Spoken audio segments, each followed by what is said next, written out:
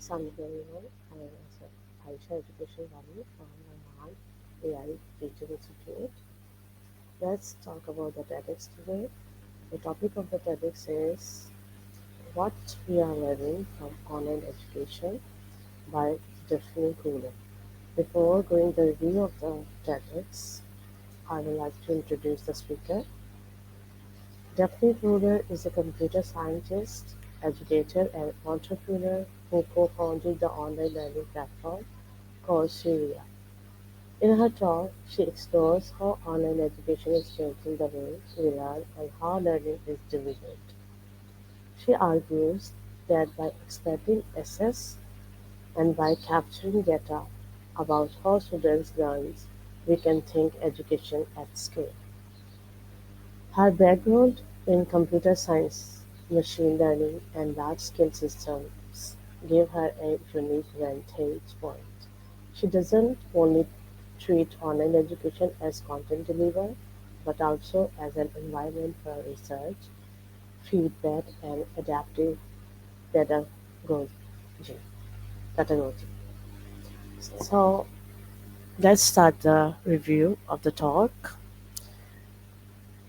In the opening, Kohler starts by laying out the challenge traditional education is limited by geography, cost, institutional capacity. She asks, what if we could bring the best courses in the world online to anyone, where, anywhere? She uses the example of Coursera's partnerships and top universities to show how MOOCs, massive open online courses, offer possibilities for scale. She points out that simply putting video lectures online is not enough. What matters is how to engage learners via what they learn and provide meaningful feedback. One of the key themes by converting learning to an online format, we gain a rich data trail of how students interact, how long they spend on a quiz, when they pause a video, which problems they struggle with.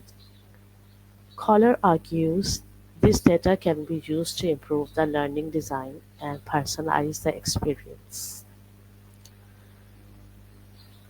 This is compelling. It moves education toward being evidence based in ways that traditional classroom settings often cannot match at scale. Further, Collar addresses a major concern scaling assessment. When thousands of students enroll, instructors can't manually grade everything. She shows how peer grading and algorithmic tools can help.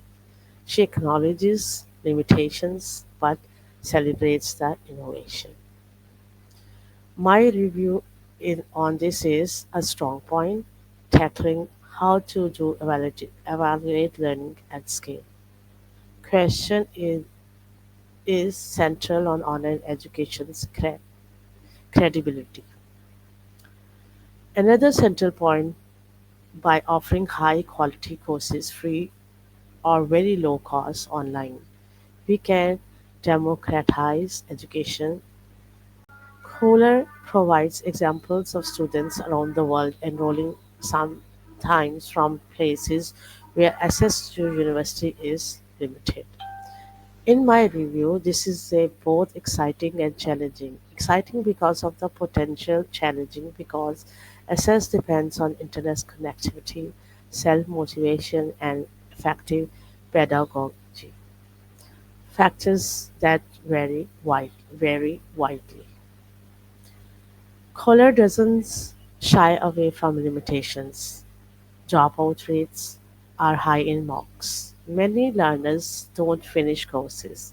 She suggests that goals isn't necessarily completion but meaningful learning. She also points to research possibilities, how to improve engagement, how to adapt in real life, how to handle students with different backgrounds. In the review, I appreciate this honesty. Too many talks about online education Hape only benefits. Cooler balances benefits with realistic constraints. Finally, she calls on universities and educators to embrace this data-rich online-enabled future, rethink how courses are designed, how interaction occurs, and how evaluation happens. The institution of education may evolve, not be replaced. From my perspective, this is one of the tasks strengthens the encourages sh- in transformation rather than disruption. The key strengths of the talk is clarity and accessibility. Cooler communicates complex ideas, data, analytics, mocks, peer guiding in main language, plain main language. Balance of version plus evidence. She offers a big version of learning for all, but also backs in with concrete examples and data. Then it's acknowledgments of limitations.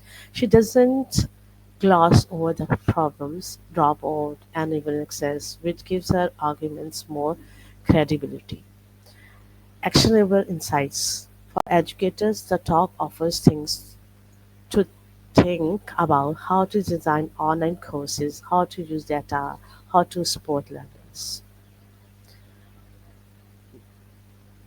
Now,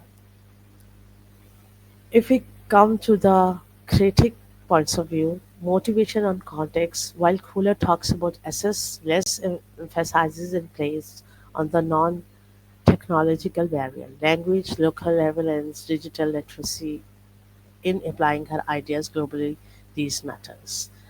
Then it's completion versus participation. The talk mentions high enrollment, but the real measure, what learners actually gain, is trickier.